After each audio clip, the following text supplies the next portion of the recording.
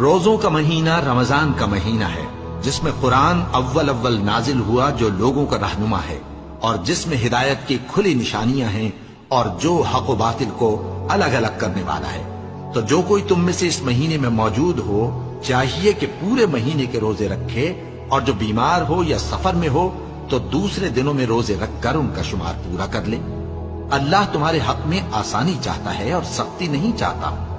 اور یہ آسانی کا حکم اس لیے دیا گیا ہے کہ تم روزوں کا شمار پورا کر لو، اور اس احسان کے بدلے کہ اللہ نے تم کو ہدایت بخشی ہے